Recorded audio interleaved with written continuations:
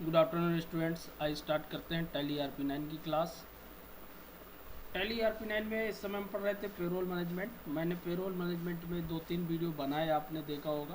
Payroll management के final step भी बताया, पेरोल मैनेजमेंट को क्रिएट करना भी बताया, उसके विभिन्न प्रकार के पे हेड भी बताया था। प्रीवियस क्लास में मैंने विभिन्न प्रकार के पे हेड बताए थे। आज मैं उन पे हेड को, कई पे हेड को यूज करना बताऊंगा स्टूडेंट, और उनको टैली प्राइम के साथ कैसे यूज करते हैं ये भी बताऊंगा। साथ में कुछ कैलकुलेशन की प्रोसेस भी बताया था, उनको भी मैं आज क्लियर करूंगा। आइए स्टार्ट करते हैं।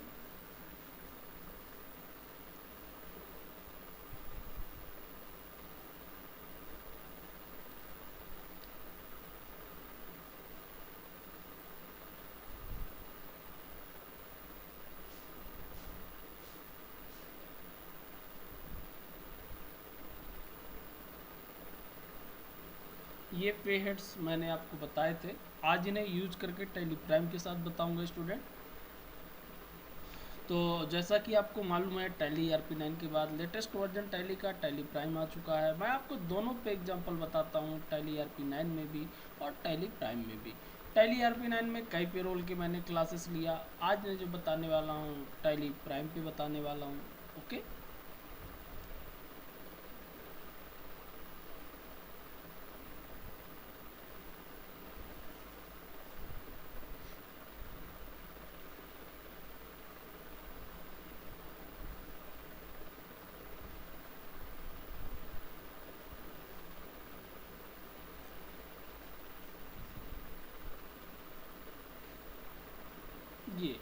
ये पे हेड्स मैंने आपको बताए थे।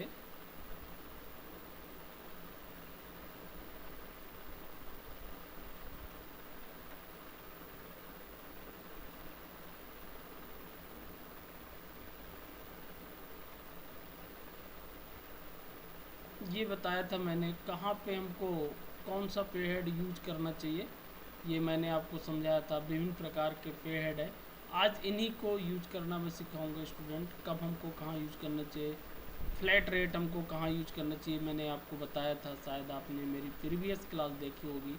ऑन अटेंडेंस हमको कहाँ यूज करना चाहिए, ऑन प्रोडक्शन हमको कहाँ यूज करना चाहिए, एज कंप्यूटेड वैल्यू हमको कहाँ यूज करना चाहिए, एज यूजर डिफाइंड वैल्यू हमको कहाँ यूज करना चाहिए। और ये कैलकुलेशन के भी हमने क्या बताए थे आपको, period, day wise, month wise, किस तरीके से आप कैलकुलेट करना चाहते हैं। और per day calculation basic, per day calculation basic के अंतर्गत मैंने बताया था आपको एज पर कैलेंडर पीरियड के आधार पर किस तरीके से सैलरी को कैलकुलेट करते हैं, ये पूरा मैंने समझाया था। यूजर डिफाइन यदि हम देते हैं तो सैलरी किस तरीके से कैलकुलेट होगी टैली ERP9 पेरोल मैनेजमेंट के अंतर्गत, ये भी मैं एग्जांपल से समझाया था आपको। साथ में यूजर डिफाइंड टाइप कैलेंडर का यूज करके भी मैंने आपको बताया था। ओके, राउंडिंग मेथड आपको मालूम ही है। यहाँ पे मुझे कुछ बताना था, computation information if as computed value is selected as the calculation type, then you can select the payhead computation as per one of the following option। यदि हम computation इंफॉर्मेशन की बात करें तो यदि वहाँ पर क्या सेलेक्ट करते हैं, एज कंप्यूटेड वैल्यू को सेलेक्ट करते हैं, तो हमको ऑन कंप्यूटेशन जो कंप्यूट होना है वैल्यू को ऑन कंप्यूट किस आधार पे कंप्यूट कराना है, ये आपको ऑप्शन मिलते हैं। इन ऑप्शन का क्या मतलब होता है आज हम ये समझने वाले हैं पहले, फिर इसको टैली प्राइम के साथ कैसे यूज करेंगे ये भी आज की क्लास में हम सीखेंगे। ऑन करंट डिटेक्शन टोटल, यदि आप वहाँ पे क्या सेलेक्ट करते हैं, ऑन करंट डिटेक्शन टोटल, कहाँ की बात कर रहा हूँ मैं, शायद आप समझ गए होंगे, नहीं तो एक बार मैं टैली ERP9 में ओपन करके दिखा देता हूँ, देखिए। फिर इसके बाद टैली प्राइम में मैं पूरा एक कंप्लीट पेरोल क्रिएट करके बताऊँगा। हम टैली ERP9 में इसको यूज कर चुके हैं, इसलिए मैं टैली ERP9 में आपको बता रहा हूँ इसको कहाँ पर हम यूज करते हैं।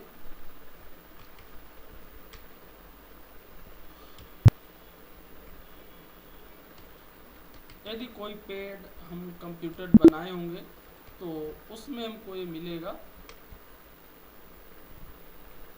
फ्लैट रेट है, देखिए मान लीजिए इसको मैं चेंज कर देता हूँ, एज कंप्यूटेड वैल्यू कर देता हूँ, नॉर्मल कर दिए। यहाँ की बात कर रहे हैं। अब ये देखिए जब यहाँ आप एज कंप्यूटर सेलेक्ट करते हैं तो यहाँ पे कंपटीशन इन्फॉर्मेशन आपसे पूछता है, on current detection total, on current earning totals, on current slab total, on specified formula. तो इनका क्या मतलब है, इनको आज हम सीखने वाले हैं। ओके स्टूडेंट, ये इनमें से हमको कौन सा मेथड सेलेक्ट करना चाहिए, इसको आज हम जानने वाले हैं। सबसे पहला ऑन करंट डिटेक्शन टोटल यदि हम सेलेक्ट करते हैं तो देखिए क्या मतलब होता है उसका। This calculation type is use when the value of a pay head depends upon the total of the deduction pay head already defined. यानी कि यदि हम इसको सेलेक्ट करते हैं तो जो इसका कैलकुलेशन टाइप होगा, जो वैल्यू पे हेड इसकी बनेगी, किस पे डिपेंड करेगी, depend upon the total of the detection, जो टोटल डिटेक्ट हो रहा होगा, पैसा जो कट रहा होगा। यानी कि जो पैसा कट रहा होगा डिटेक्शन का पे हेड होगा, उसके आधार पे इसका परसेंटेज यहाँ पे कैलकुलेट किया जाएगा, उस पे हेड के आधार पर इसकी वैल्यू को लिया जाएगा। ओके, उसके नाम से ही पता चल रहा है। ऑन करंट डिटेक्शन टोटल, जितना करंट में पैसा डिटेक्ट हो रहा होगा उसके टोटल के आधार पे ये पे हेड डिसाइड होगा। दूसरा यदि हम सेलेक्ट करते हैं ऑन करंट अर्निंग टोटल, तो आप समझ गए होंगे this calculation type is used when the value of a pay head, तो इसकी वैल्यू क्या डिसाइड होगी, depend upon the total earning pay heads already defined. जो हमारे टोटल अर्निंग पे होंगे, जो हमने पहले डिफाइन कर रखे हैं, उनके आधार पे ये हेड की वैल्यू क्या होगी, डिसाइड होगी।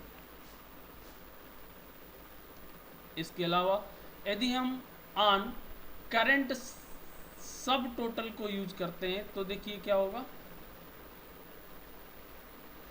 This calculation type is used when the value of a pay head depend upon the net total of earning, जो भी नेट टोटल ऑफ अर्निंग होगी, एंड डिटेक्शन, दोनों का, एंड डिटेक्शन, जो डिटेक्शन होगा, ओके स्टूडेंट, ऑलरेडी डिफाइन, जिनको हमने already define कर रखा है। यदि हम कौन सा सब टोटल का यूज करते हैं, ऑन करंट सब टोटल, ये तीनों हमने सीखा।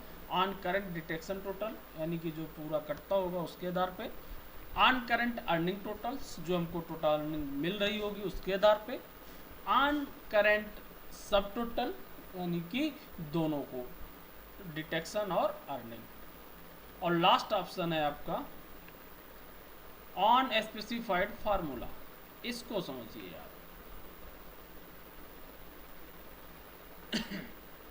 This calculation type is used when the payhead value is computed on the basis of value of one or more payhead already defined। एक या एक से अधिक पेहेड के आधार पर यदि हमको वैल्यू को डिसाइड करना है तो उसके लिए हम इस मेथड को यूज कर सकते हैं। बहुत सिंपल सा आपको मैंने यहाँ पे बताया।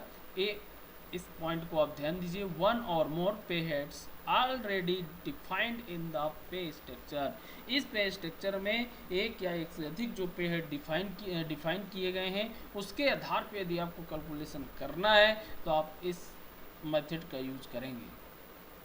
Tally RP9 allow the addition, subtraction, multiplication, also division of pay heads.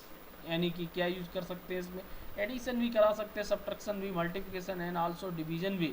आज मैं इनको यूज करके भी दिखाऊंगा स्टूडेंट, टैली ERP9 के साथ भी, टैली प्राइम के साथ भी। Okay, already define in the pay head structure, for example HRA computed on the 40% of the basic salary. इस तरीके से यदि आपको डिफाइन करना है तो आप इसको डिफाइन कर सकते हैं। देखिए जब यहाँ आप सेलेक्ट करेंगे स्पेसिफाई फार्मूला की यदि बात करें, ये देखिए हमारे पास एक ही है, यहाँ पे बेसिक सैलरी है, उसको ऐड करा सकते हैं, ऐड पे हेड, और भी कोई पे हेड है, divide by attendance, multiply by attendance, subtract by पे हेड, ऐसा हम कुछ भी यूज कर सकते हैं। ये देखिए इस तरीके से फार्मूला को हम डिफाइन कर सकते हैं। तो आज हम यूज भी करेंगे इसको स्टूडेंट। नेक्स्ट, इफेक्टिव फ्रॉम, कब से आपको लेना है? The effective from date is by default taken as the financial year start of the during the pay head created. By default तो जो भी हमारा फाइनेंशियल ईयर स्टार्ट होता है वहाँ से लेता है। In case of the revision in pay competition, यदि आप उसको चेंज करना चाहते हैं, रिवाइज करना चाहते हैं, रिवीजन करना चाहते हैं गिवन पे हेड, तो आप उसको डिफाइन भी कर सकते हैं। जैसे बाय डिफ़ॉल्ट जो हमारा स्टार्ट होता है अप्रैल से स्टार्ट होता है, लेकिन मान लो हमको सैलरी जुलाई से देना है, मई से देना है, तो ऐसा भी हम इसको चेंज कर सकते हैं। Effective from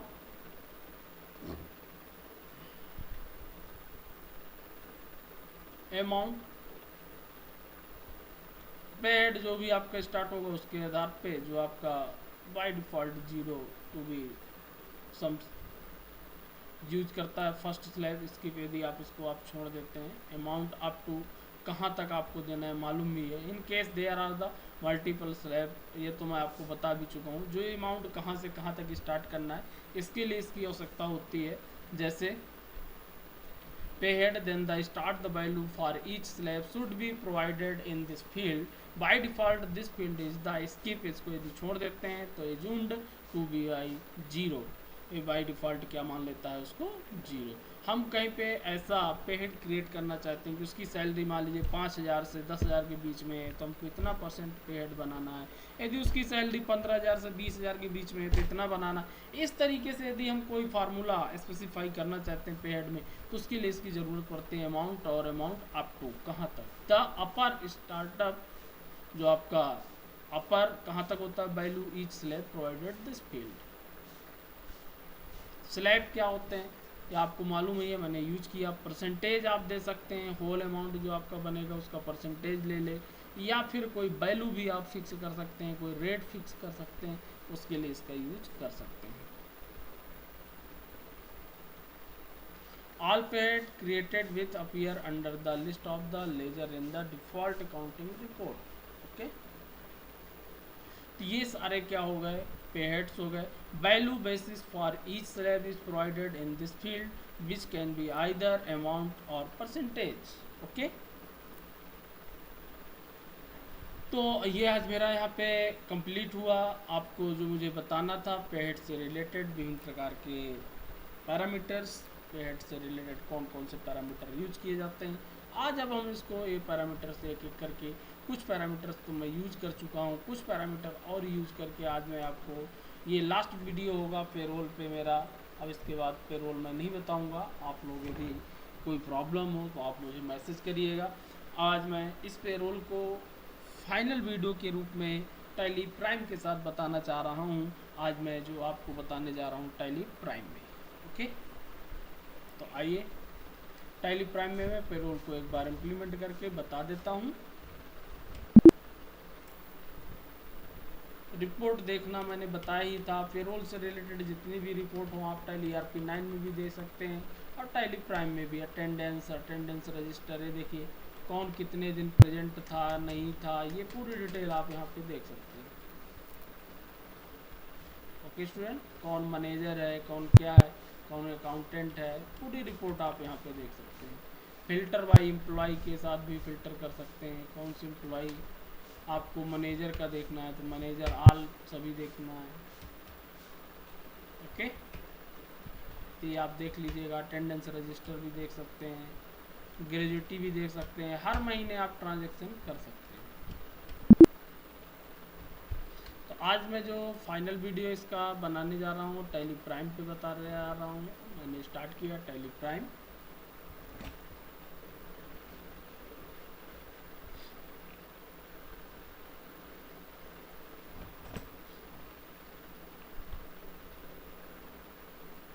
educational mode migrate हमको करना नहीं, एक नई कंपनी हम बना लेते हैं।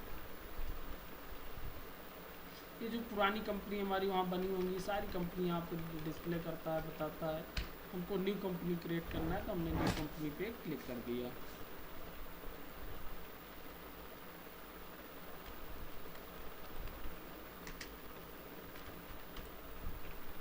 पेरोल डेमो 1 नाम से मैंने कंपनी को बनाया, India, sorry, state Madhya Pradesh,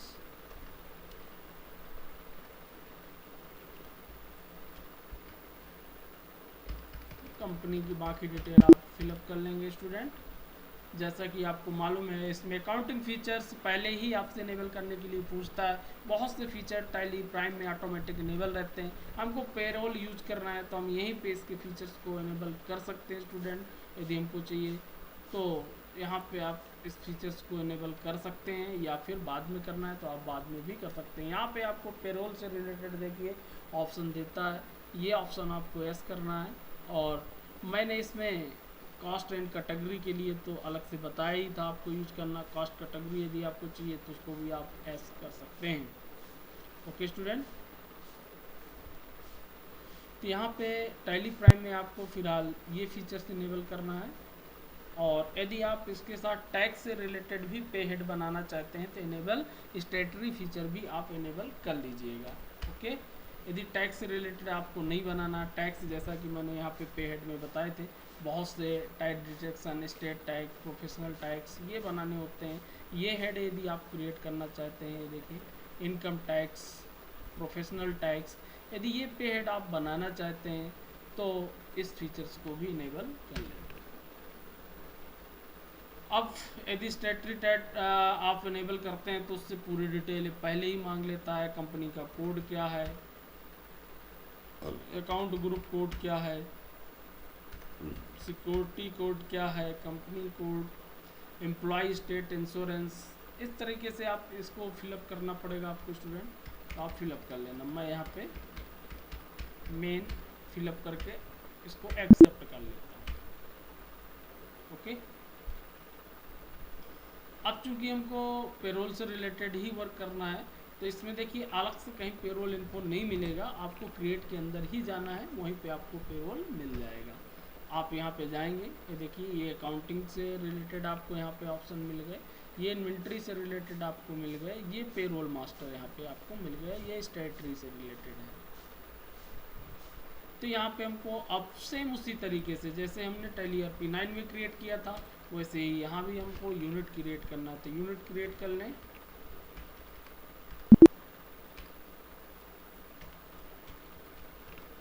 जो भी बनाना है, जितनी यूनिट बनाना है।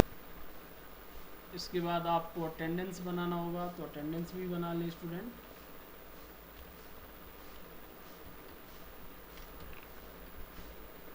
ठीक उसी प्रकार से यहाँ भी पूछेगा अटेंडेंस जो होगी, अटेंडेंस लीव विथ पे है हमारा।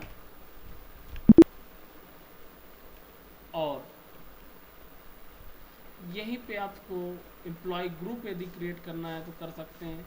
यदि यहाँ कैटेगरी बनाना है स्टूडेंट तो कैटेगरी के लिए शो मोर कर लेना, यहीं पे आपको कैटेगरी मिल जाती है। ये देखिए शो मोर, इनएक्टिव कौन कौन से फीचर हैं उस पर चले जाना आप। ये देखिए ये यहाँ पे आपको मिल जाएगा, एम्प्लॉय कैटेगरी आ गया ऑप्शन, आप एम्प्लॉय कैटेगरी भी बना सकते हैं। जैसे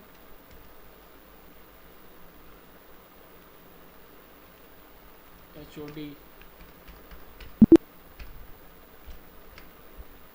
टीचर, इस तरीके से। और इसके बाद ग्रुप यदि आपको ज़रूरत है तो बनाएं, नहीं बनाना है तो कोई दिक्कत नहीं, आप यहाँ पे एम्प्लॉय बनाएंगे, पे हेड बनाएंगे, सारी डिटेल उसी के जैसे टैली ERP9 के जैसे यहाँ पे आप फिलअप करेंगे स्टूडेंट।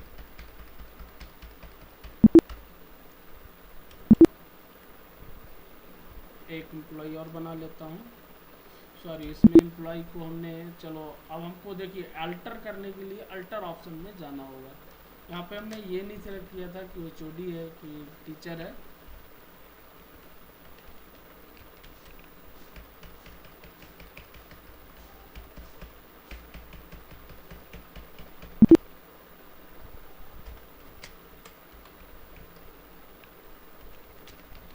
रमेश, 2 HOD मैंने यहाँ क्रिएट कर दिया स्टूडेंट। ओके, इस तरीके से। अब मान लो इसमें आपको अल्टर करना है, यहाँ पे यदि अल्टर पे आपको जाना है तो आपको अल्टर के लिए अलग से टैली प्राइम में प्रोवाइड किया है। अल्टर पे आप जाएंगे और सीधा आप कहाँ जाएंगे, एम्प्लॉय पे जाएंगे और जिसको अल्टर करना होगा, जैसे इसको हमको अल्टर करना है तो इसमें हमने क्या नहीं सेलेक्ट किया था, इसको टीचर बना देता हूँ स्टूडेंट, ये टीचर हो गया।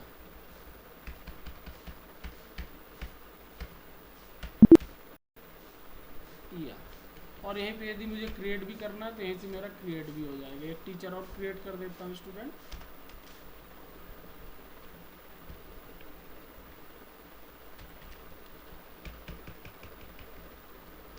इस तरीके से आप एम्प्लॉय को क्रिएट करें।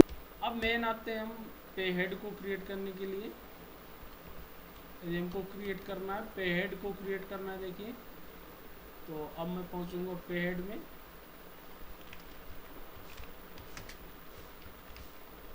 बेसिक वैल्यू देखिए, जो मैंने पे हेड बताए हैं आपको, एक एक करके क्रिएट करके कुछ बता देता हूँ एग्जांपल। मैंने फिक्स पैरामीटर के लिए भी बताया था, विजिटी को भी बताया था, ऑन अटेंडेंस, फ्लैट रेट, ये सारे बताए हुए थे। अलाउंसेस, कन्वेंस ये आपको दिया हुआ था फ्लैट रेट में, और अटेंडेंस विथ लीव। तो सबसे पहले मैं इसी को यूज कर रहा हूँ स्टूडेंट। यहाँ पे बेसिक सैलरी को, तो बेसिक सैलरी आपको मालूम ही है जैसा कि अर्निंग होगा, फिक्स होगा हमारा बेसिक सैलरी, इनडायरेक्ट एक्सपेंसेस होगा एस। ग्रेजुएटी यूज करना है तो यहाँ एस कर देना है स्टूडेंट। इनकम टैक्स से रिलेटेड यदि आपके पास जानकारी है तो आप यहाँ फिलअप कर सकते हैं। और यहाँ पे जो होगा ऑन अटेंडेंस होगा, कैलकुलेशन हमारा प्रेजेंट बेस पे है, मंथ बेस पे हम कैलकुलेशन करेंगे स्टूडेंट, और basic calculation as per calendar होगा। ये सारे पैरामीटर्स मैंने आपको बताए थे।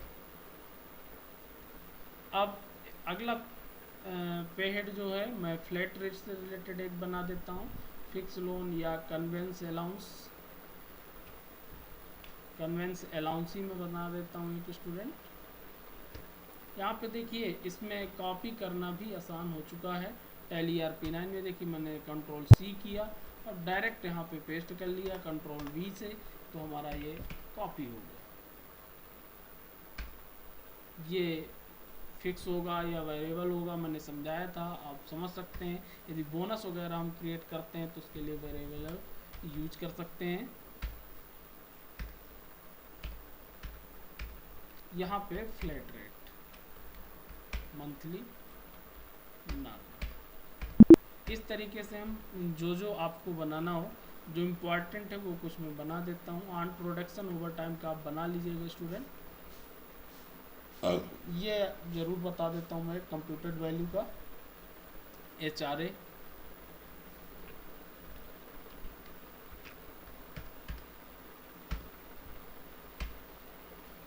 इनडायरेक्ट एक्सपेंसेस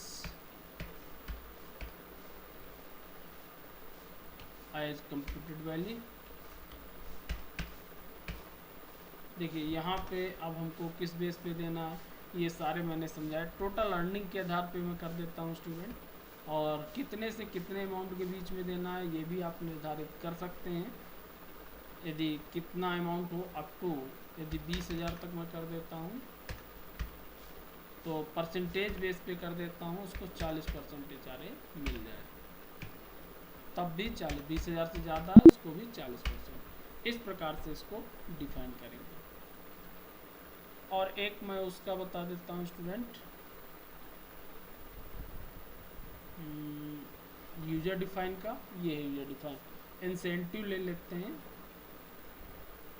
इंसेंटिव आपका यूजर डिफाइन हो जाएगा।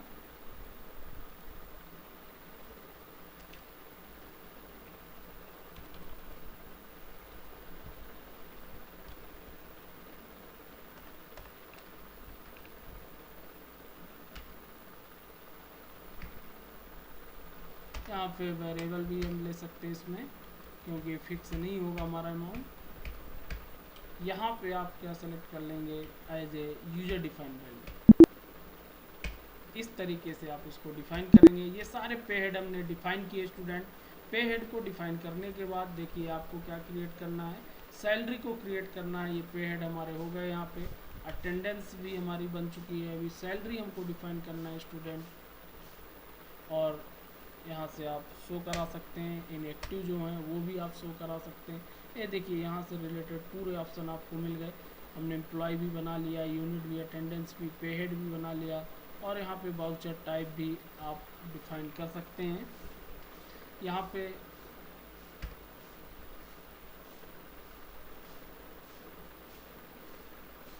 वाउचर से रिलेटेड ऑप्शन भी यहीं पे आपको प्रोवाइड किया गया। हमने उसकी कैटेगरी बनाई, ग्रुप को यूज नहीं किया है, अटेंडेंस टाइप भी ले लिया, पे हेड भी ले लिया। ये देखिए इस तरीके से आप इसको यूज कर सकते हैं। इसमें देखिए जो है सैलरी को डिफाइन करने के लिए क्या किया गया है, जब हमने एम्प्लॉय को बनाया है यहाँ पे ही हम सैलरी को दो ऑप्शन ना दे करके एक ऑप्शन ही प्रोवाइड किया गया है, उससे ही हम सैलरी को क्या कर सकते हैं स्टूडेंट, डिफाइन कर सकते हैं। तो हमारे चूंकि एम्प्लॉय बने हुए हैं उन्हीं पे मैं सैलरी डिफाइन कर देता हूँ। जैसे HOD हमारा, यहाँ पे आपको जाना है, यहाँ पे एक ऑप्शन मिलेगा डिफाइन सैलरी डिटेल, यहाँ पे आपको एस कर देना है। ये देखिए जब से आपको देना है अप्रैल, और देखिए बेसिक कितना देना है आपको, 20,000 रुपये मान लीजिए, तो ज़्यादा हो गया। बेसिक हो गया आपका। कन्वेंस अलाउंस कितना आपको देना है वो आप यहाँ दे सकते हैं, 2,000 रुपये हो गया। HRA ऑटोमेटिक लेगा, और इंसेंटिव भी आपका यूजर डिफाइन लेगा। इस तरीके से आप इसको डिफाइन कर सकते हैं। ये किसकी सैलरी डिफाइन हो गई, रमाकांत की। इसी प्रकार से हम रमेश की सैलरी डिफाइन करना है तो रमेश की डिफाइन कर देंगे।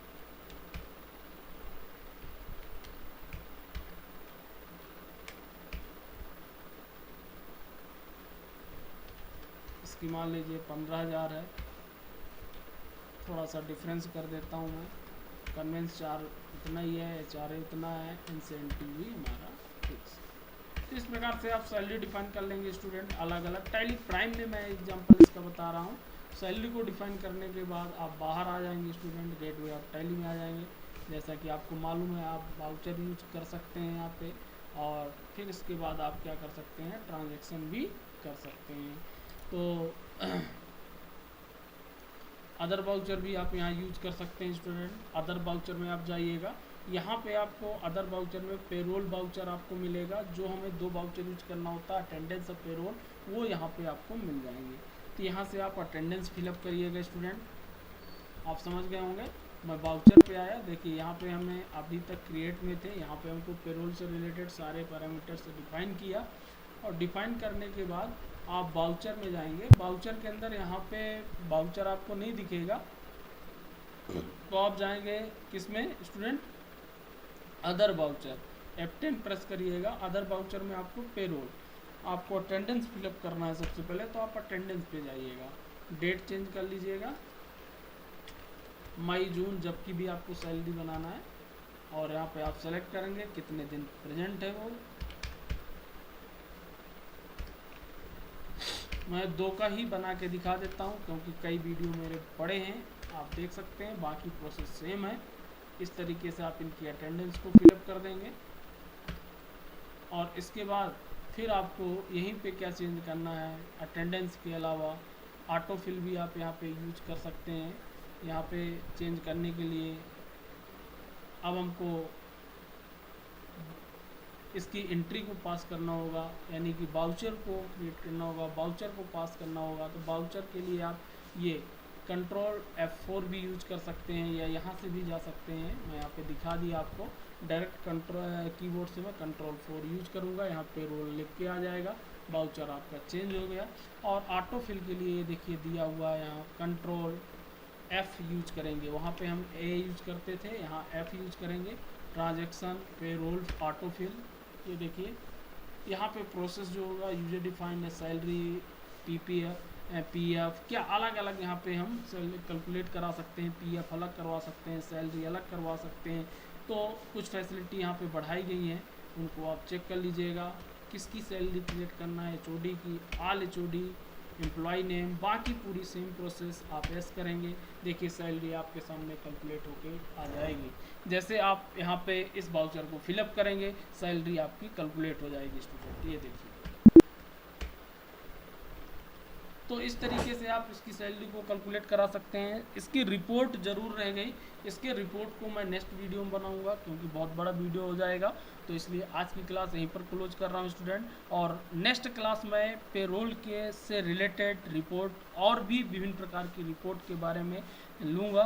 तो ज़रूर देखें, और जो भी सिलेबस बचा हुआ है उस सिलेबस पे डिस्कशन करेंगे। आपको मैं बहुत जल्द असाइनमेंट भी भेजने वाला हूँ स्टूडेंट, तो आप लोग असाइनमेंट भी कंप्लीट करके रख लें, और आगे बताया जाएगा कि आपको ऑनलाइन भेजना है कि ऑफलाइन देना है, जो भी होगी प्रोसेस, लेकिन असाइनमेंट ज़रूर कंप्लीट कर लें स्टूडेंट।